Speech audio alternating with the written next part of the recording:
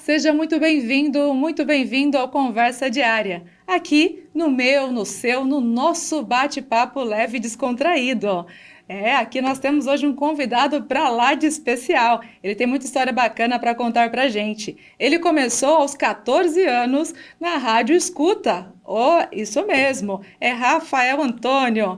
E ele também é apaixonado por TV e comunicação, enfim, tem o rádio, podemos dizer, como DNA, né, Rafael? Seja muito bem-vindo aqui ao Conversa Diária. Costumo dizer que aqui é um espaço entre amigos. Com certeza. Obrigado, viu, pelo convite, Mara, toda a direção aqui da TV Diário do Brasil. Eu sempre vou chamar de TV Prevê também, porque aqui foi uma casa muito boa para mim, foi uma grande escola, né? Muita gente me conhece do rádio, mas eu também passei pela televisão e a TV aqui foi uma grande escola do dia a dia, de como fazer jornalismo no dia a dia.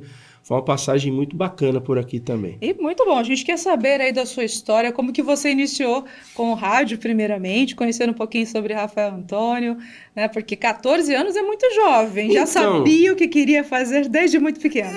Sabe o que acontece? Eu sempre fui apaixonado por esporte e por futebol, vôlei, basquete. A aula na escola que eu mais gostava era de educação física. E eu também, quando criança, ouvia muito rádio. Eu gostava dos locutores de rádio, Osmar Santos, Zé Silvério. Aqui em Bauru, ouvia muito Paulo Sérgio, Luiz Carlos Silvestre, João Bidu, vários comunicadores. Então, desde criança, eu gostava muito de comunicação. E eu participava de programas de rádio, né? Eu vim para o interior, eu sou paulistano, vim para o interior com 6 anos de idade e gostava. Na escola, na educação física, quando eu estava no time de fora, eu pegava aqueles tubos de PVC e começava a narrar o jogo dos times que estavam jogando na educação física ou no campinho de terra. Naquela época a gente brincava, né, em campinho de terra ainda.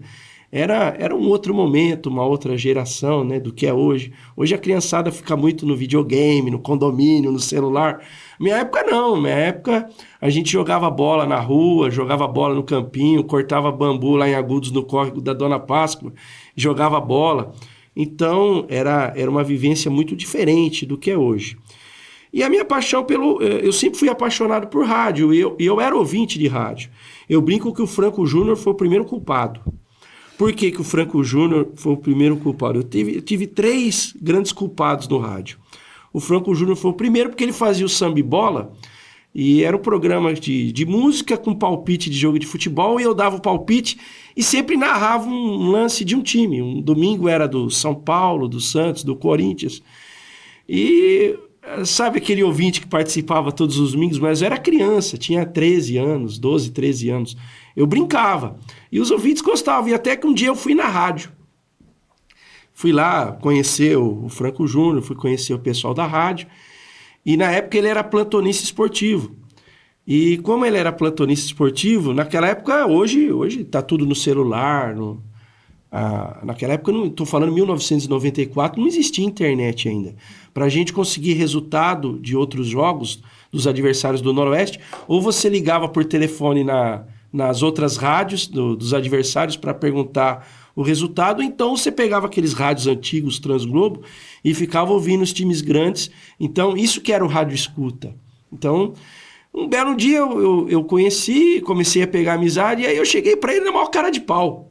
Com 14 anos, eu falei assim, cara, você não quer um ajudante aí para te auxiliar, para ir pegando os resultados, te passando? Eu falei, ó, eu até preciso, mas não tenho como te remunerar. Eu falei, não, você não precisa, eu só quero aprender e ter experiência. E aí comecei a ir todo domingo. Foi até um momento marcante em 94, porque num domingo que eu estava foi o dia da morte do Ayrton Senna. O Noroeste jogava, a gente fazia o futebol amador domingo de manhã, e o Noroeste aquele dia jogava à tarde em São José dos Campos. E eu fui passando, né, pro Franco aquele dia todos os detalhes dos desdobramentos da morte do Senna, no 1º de maio de 94. Então, já no meu primeiro ano, assim, não posso nem dizer que era profissional ainda, né? Mas a gente já acompanhou esse momento, que foi um momento histórico do esporte, né? E aí eu fui caminhando. O Franco depois foi estudar em Marília, aí veio o seu Afonso Alves, que já é falecido. O seu Afonso, ele sofria do mal de Parkinson. Então eu tinha que fazer, ele só falava. Eu tinha que fazer, naquela época ainda era máquina de escrever, eu pegava, redigia todos os jogos, fazia todas as anotações para ele, quem marcava gol, etc e tal, deixava para ele tudo mastigadinho. Então toda essa parte de produção, né, para o comunicador, eu aprendi exatamente fazendo isso, fazendo rádio escuta. E aí as coisas foram acontecendo, o pessoal da rádio viu, não, o menino leva jeito para coisa.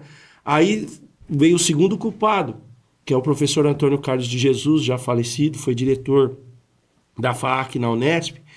Ele me registrou como auxiliar administrativo na Rádio Ouro Verde naquela época, para eu, pelo menos, né, ter o dinheiro do ônibus, uma ajuda de custo.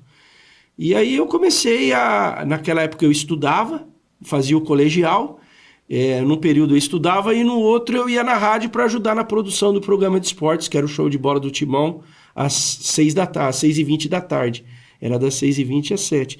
E aí eu fui me familiarizando, aí começaram a deixar eu falar. E aí, isso foi em 94, 95. Em 96, o Silvestre já era o diretor da rádio, e aí eu brinco, e eu tenho uma gratidão muito grande ao Silvestre, que o Silvestre é o terceiro culpado. Porque o Silvestre sabia que eu brincava de narrar, né? Só que ele falou assim, ele chegou para mim numa terça-feira, falou, menino, domingo eu não vou poder fazer o jogo do Noroeste, não tem outro para narrar. Você vai viajar para Limeira, você vai fazer o jogo. Aí eu achei que ele tava brincando, né? Ele falou, não tô brincando não, é sério. Eu fiquei 4 noites sem dormir, porque o jogo era domingo e ele me falou na terça. Eu me lembro que no sábado ele ligou para minha mãe pedindo autorização para eu viajar, porque eu era menor de idade. Né? Vai vendo a situação. Você estava com quantos anos aí? Eu tinha 16 anos. 16 anos. E aí eu fui. Eu me lembro que foi dia 8 de março de 96, Dia Internacional da Mulher, Noroeste Inter de Limeira, em Limeira.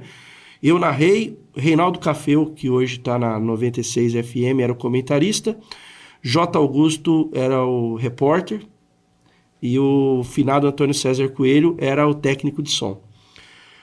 Nós fizemos um jogo em Limeira, o Noroeste ganhou por 3-1 e aquela coisa. Nos primeiros 5 minutos eu falei, Jesus amado, o que eu estou fazendo aqui? Mas aí respirei fundo, toquei, fiz a narração do jogo, toquei a transmissão durante 3 horas. E aquela foi a primeira e nunca mais parei. O Silvestre gostou tanto que ele falou, eu estou ficando cansado, os jogos em Bauru e próximo a Bauru eu vou fazer. Os jogos quando for lá para o Vale do Paraíba, longe, você vai viajar. E eu comecei naquele ano a viajar. E foi bacana. Aí eu terminei o colegial, já prestei o vestibular, entrei no curso de jornalismo e aí eu fui fazendo. As coisas foram acontecendo, sabe? Naturalmente, né? É até importante mencionar que você, né, começou de forma aí, aproveitando as oportunidades que lhe deram, e você também foi usado e foi se profissionalizar também. O jornalismo, sim, quando você vai fazer aí a graduação, é muito importante, faz também a diferença. Não tenha dúvida. Eu sempre falo isso quando me perguntam, porque tem aquele debate, será que é necessária a faculdade de jornalismo? Eu falo, gente, é muito necessário. Porque o jornalismo, o curso de jornalismo, a faculdade de jornalismo, ele te abre a cabeça e o horizonte de você aprender os princípios básicos do jornalismo, né? Que não é só o lead, é a questão de você ouvir os lados envolvidos, ouvir sempre as 2 ou 3 mais questões envolvidas. Então, a faculdade te dá a oportunidade de você exercitar isso. Então, para mim foi muito válida, eu aprendi muito, eu tive grandes escolas. Uma foi a Rádio Ouro Verde, a minha primeira grande escola, que é a minha escola de rádio. Aqui, hoje Diário do Brasil, mas a antiga TV Prevê foi minha escola de televisão. E a Unesp foi a minha escola para se fazer jornalismo como tem que se fazer. Então foram 3 escolas maravilhosas que eu aprendi muito e levo isso para o resto da minha vida. E falando em escolas e profissionais que te inspiram para você seguir nessa área da comunicação, né? E também já aproveitando o gancho, TV e rádio, aí, qual a paixão que mais te encanta e os desafios delas? deles? Não, eu acho que são duas paixões. E hoje é legal que a gente faz a internet, que a gente faz um junto e Um misturado. terceiro, né? Por exemplo, hoje a gente está num programa aqui de televisão, mas na verdade o que a gente está fazendo, eu fazia no rádio há 20 anos atrás, só que não tinha câmera. Mas essa conversa gostosa, informal, que a gente chama hoje de podcast, é um estilo de programa, de entrevista que eu fiz muito lá atrás na Rádio Ouro Verde quando era jovem.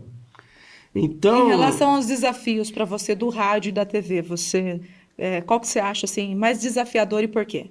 eu acho a TV mais desafiadora. Assim, o rádio, eu sempre falo com jovens e alunos que fazem principalmente jornalismo. Eu falo, se vocês tiverem a oportunidade de pelo menos passar 6 meses numa emissora de rádio, passe.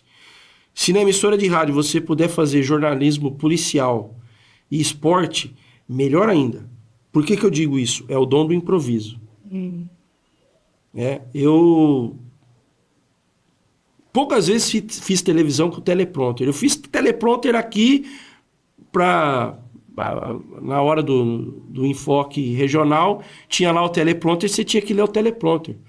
Mas programa de esporte, no rádio, na televisão, eu nunca tive script assim, tipo, eu vou ler, vou seguir uma pauta. Óbvio, você pega uma notícia aqui, acolá, lê, né, para não perder o fio da meada, ficar perdido.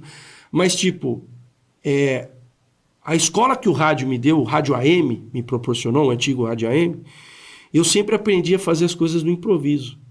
E as pessoas sempre falavam, cara, você é louco, você não tem um script. Eu só marcava assim, eu fazia algumas anotações para não perder o fio da meada, tipo, para não ficar um negócio sem pé, sem cabeça, né? Uhum. Mas eu sempre, o rádio me proporcionou isso. E aí eu levei isso para a sequência da minha carreira, quando eu fiz televisão e quando eu fiz também, e faço até hoje, YouTube, internet, as mídias digitais. E os desafios da internet, das mídias digitais para você? E até para quem está começando, assim, como que você traz referente a essa nova plataforma? Embora você disse, né? No passado você já fazia, só não tinha ali a filmagem. Então, é uma questão de adaptação, né? A gente, como diz a música, é uma metamorfose ambulante, né? Então, a gente tem que aprender a se adaptar, se transformar. Falar para você que eu sou um influenciador, não sou um influenciador. Eu mesmo, minhas redes sociais, eu pouco exploro. A gente trabalha um pouco mais o YouTube pela necessidade ali que hoje você tem. Para mim, hoje, o universo digital é um novo desafio, né? Eu estou tentando me reinventar nele. Porque eu vim exatamente dessa escola clássica, do rádio, de televisão, né?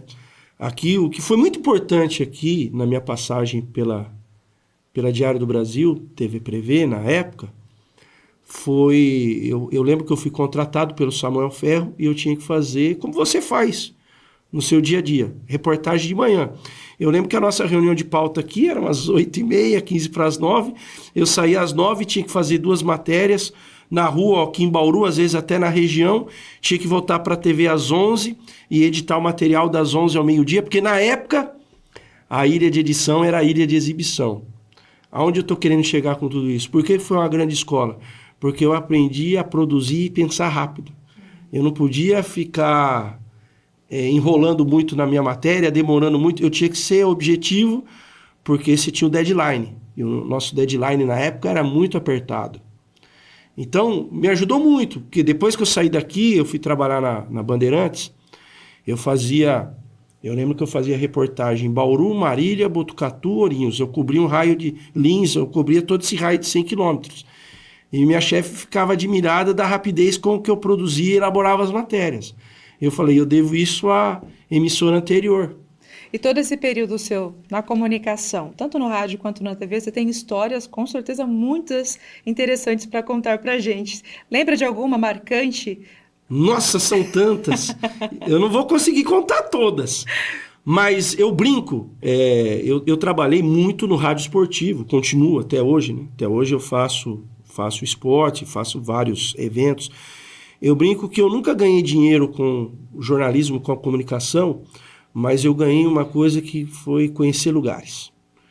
graças ao esporte, e aí eu falo Noroeste, Bauru Basquete, vôlei aqui de Bauru. Eu tive uma época, eu trabalhei 10 anos como freelancer de uma rádio de Maceió. Eu fazia, na época não tinha como é hoje. Hoje tem um pay-per-view que faz todos os jogos.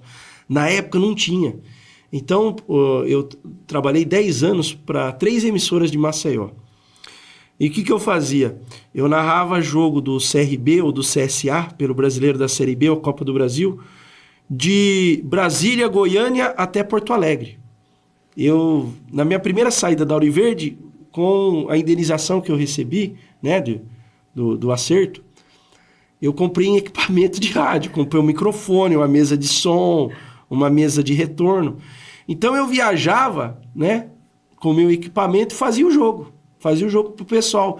E eles gostaram tanto que eles pararam de mandar o pessoal de Alagoas para cá. Eles pagavam o meu deslocamento, por exemplo, daqui a Porto Alegre eu fazia. Então, eu conheci vários estados brasileiros, eu transmiti jogo no Maracanã, no Mineirão, conheci 10 estados brasileiros e o Distrito Federal, assim, unindo o trabalho não vou dizer turismo, né? Mas você conseguia dar uma passeada também, né? Você fazia o jogo no sábado, eu pegava um ônibus, viajava 1 dia, 2 dias antes e arrumava um tempinho, conheci muita coisa legal dessas capitais, dessas cidades. Então, assim, culturalmente, eu fiquei muito enriquecido com isso. O pessoal me chamava de doido. Tinha dia que eu ia fazer jogo do Bauru Basquete em Fortaleza, eu pegava um voo, pegava um ônibus de madrugada aqui em Bauru, ia até São Paulo, pegava um voo 8 horas da manhã, chegava em Fortaleza meio-dia, ficava um pouquinho na praia do meio-dia às 3h30, tomava um banho,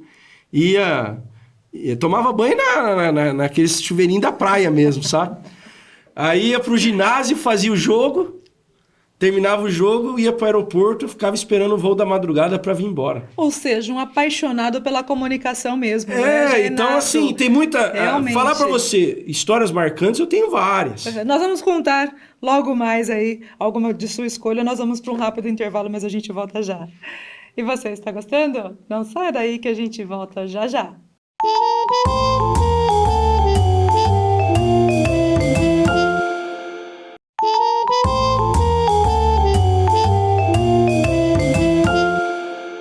Voltamos com Conversa Diária falando com Rafael Antônio, com muita história para contar. E vamos pedir aqui para você, então, compartilhar conosco algo marcante da sua trajetória profissional. E também engraçada, se tiver alguma que se recorde, entre tantas que você engraçadas tem várias, né? Pitorescas. Eu já narrei jogo sem ver, por exemplo. Uma vez eu tava eu e o Guilherme Dias fazendo um jogo de sub-20 em Franca. E antigamente, isso aí tem uns 15 anos. Antigamente a gente usava a linha telefônica e a linha telefônica não funcionou no estádio. Eu arrumei um orelhão que ficava na porta do vestiário da Francana. Esse jogo foi em Franca. E eu só tinha a visão de um lado do campo, do outro eu não via. Então o que eu combinei com o Guilherme na época, que era meu repórter? O ataque do lado de cá eu não consigo enxergar, então eu vou fazendo mais ou menos um jogo imaginário. E se a bola entrar, você só faz um gesto para mim assim, ó. Ok, a bola entrou. Se o goleiro espalmar, faz um gesto assim. Se a bola for para fora, e eu vou levando o jogo. E eu levei uma partida de futebol, assim, só vendo um lado do campo. Eu fiz 90 minutos. Então tem muita... O rádio, ele te proporciona essas histórias haja criatividade e improviso mesmo, como muito você mesmo mencionou. Muito improviso. Agora, marcante, eu acho assim, teve uma história, talvez o dia mais difícil da minha carreira foi no dia 25 de fevereiro de 2006, aqui em Bauru, Noroeste Palmeiras. Foi o jogo do Campeonato Paulista, foi o dia da morte do Celso Zinsley, que era o diretor de futebol do Noroeste. O Celso teve um infarto, né, um mal súbito na beira do campo. Por que foi? Na época, a gente trabalhava na Rádio 710 e o Celso, além de diretor do Noroeste, era o diretor da rádio. E ele tinha um vínculo, além do vínculo profissional, tinha um vínculo afetivo com todos nós da equipe. Tinha vínculo afetivo comigo, com o Lisboa, que era o comentarista, com o J. Martins, era amigo, assim, quase irmão particular, né? Uma amizade muito profunda. E na hora da notícia, a gente estava na transmissão, estava narrando o jogo, foi noticiada a morte dele com 10 minutos do primeiro tempo. Os meus colegas que estavam comigo, o Lisboa e o Martins, desabaram. Eles não tinham condições emocionais para continuarem a transmissão naquele momento. Eu me lembro que dos 10 minutos do primeiro tempo até os 45, até terminar a primeira etapa e chamar o intervalo, eu tive que segurar a bronca sozinho.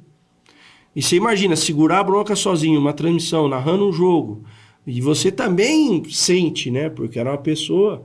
Eu me lembro que minha última conversa com o Celso tinha sido 3 dias antes, em Campo Bom. Foi uma viagem que a gente foi de van, de Bauru a Campo Bom, fazer o Noroeste na Copa do Brasil, contra o 15 de Campo Bom. Campo Bom é grande Porto Alegre. Eu me lembro que a última palavra que ele falou para mim vivo, foi o último encontro que eu tive com ele vivo, depois eu não falei com ele mais.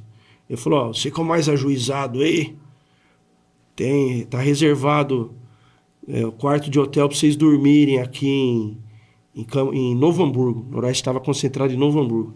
Vocês vão ficar em Novo Hamburgo, vocês dormem aí, vão embora amanhã e aí segue viagem, porque era longe do Padedel. A gente tinha viajado, o jogo foi na quarta, a gente viajou terça-feira à noite, saiu daqui 9 horas numa van, nós, seguranças do Noroeste, foi um comboio de pessoas. Teve até o pessoal da TV Prevê foi junto também. E, enfim, eu lembro que foi a última vez que eu conversei com ele, foi essa conversa, e aí 3 dias depois ele morreu naquele jogo. E foi muito difícil, você imagina, você tem que ter profissionalismo, respirar fundo. Muito jogo de cintura também, até Rafael, você que não tem na família comunicadores, mas sim educadores. E você consegue aí seguir uma carreira de sucesso, porque você está aqui em Bauru, né? Você atua e também fora do Brasil. Para quem, ou melhor dizendo, no país, né? Para quem está começando na carreira, que conselho, que dica você deixa em relação, né, como ter uma boa trajetória e seguir também com tanto amor como você demonstra? Então, você já perguntou e respondeu, você tem que ter amor à comunicação. Você pode fazer um vídeo no YouTube ou pode trabalhar na maior emissora de comunicação do país. Se você não tiver amor naquilo que você faz, não vai virar. Você pode até ter um sucesso efêmero, mas você não vai ter continuidade. Você, primeiro, tem que amar a profissão, tem que se dedicar a ela. Você é comunicadora como eu, você sabe disso. Muitas vezes a gente não tem sábado, domingo, não tem feriado, né? Família, às vezes, me cobra muito. Eu tenho muita cobrança. Pai, mãe, esposa, né? Criançada. Eu sou muito cobrado. Mas a gente tem que ter o jogo de cintura no dia a dia. Para ter esse jogo de cintura, tem que amar o que faz. Se você não tiver amor pela comunicação, pelo jornalismo, né? Por isso que você está fazendo, você não tem vida longa. Como que você vê a comunicação agora, daqui para frente, na atual conjuntura também? Eu vejo que a gente tem que se adaptar, mas uma coisa eu falo que nunca vai terminar, é a essência. Quem não tiver conteúdo, por mais que seja revolucionário, não vai ter sequência. Hoje, quem tem bom conteúdo tem que se adaptar, com certeza. Mas se você não tiver um conteúdo que agrade o público, não vai adiantar nada. Então, assim, eu vejo que o universo da comunicação está numa metamorfose, indiscutivelmente, mas a essência continua. Se você não trazer algo que agrade quem lhe acompanha, né, o teu público-alvo, não vai adiantar nada. Então, não adianta você ter um estúdio de última geração, uma tecnologia de última geração, se você não trazer nada que agregue aquilo que está te vendo, te ouvindo, aquele que está te vendo, te ouvindo. Se você não trazer nada que agregue a ele, não vai adiantar nada. E você também como narrador esportivo, como que você vê o esporte aqui, o amador? Eu vejo que está se abrindo um campo muito legal de trabalho hoje, né? Eu vejo como um grande aliado hoje as plataformas digitais, inclusive para o futebol amador, para o futebol de lazer. Hoje você pode desempenhar várias funções. Aquilo que não se imaginava há 10, 15 anos atrás, hoje já é possível fazer. Então eu vejo um mercado profissional em expansão. Eu vejo, por exemplo, o amador hoje em Bauru muito organizado, muito profissionalizado, até por uma circunstância do futebol profissional. Isso até é uma discussão para uma outra entrevista, né? Que é um tema legal. Mas, enfim, tudo está transformando. O que é importante é que quem está envolvido no contexto tem que se adaptar com o que está acontecendo. Rafael, claro que em 30 anos, mais de 30 anos aí de profissão, tem muita coisa que eu gostaria de te perguntar, mas estamos aí chegando ao final do nosso bate-papo. Em 1 minuto, fique à vontade para suas considerações e falar com quem está nos acompanhando, o que tiver no coração. Não, eu só quero agradecer a oportunidade, eu quero aproveitar esse 1 minuto para agradecer. Eu acho que a gratidão é uma das maiores virtudes do ser humano. Eu brinquei no começo da entrevista que eu devo a 3 pessoas a minha passagem no rádio. E eu tenho que ser grato. Eu sou muito grato aqui à televisão. Na época, a pessoa do Samuel Ferro, que durante muitos anos foi o diretor aqui, foi quem me deu a oportunidade na televisão. Então aqui é um lugar que sempre quando eu volto, eu me sinto em casa, porque aqui é uma casa minha também. Aqui foi uma grande escola para mim e eu tenho uma gratidão enorme por isso, né? Foi um lugar onde algumas coisas importantes que eu aprendi na televisão, com certeza foram nessa casa aqui. Obrigada por aceitar o nosso convite. Foi uma alegria poder falar com você. Tá? Fica sempre Prazer aí o e convite alegria para foi retornar meu. também. Com certeza. E parabéns pelo trabalho de vocês. Muito obrigada, a gente agradece. E a você, claro, o nosso muito obrigado também pela sua participação. Chegamos aqui ao final conversando com Rafael Antônio, jornalista e comunicador, e esse apaixonado por rádio e comunicação. Então aqui também fica o nosso forte abraço e até o nosso próximo encontro. Tchau, tchau.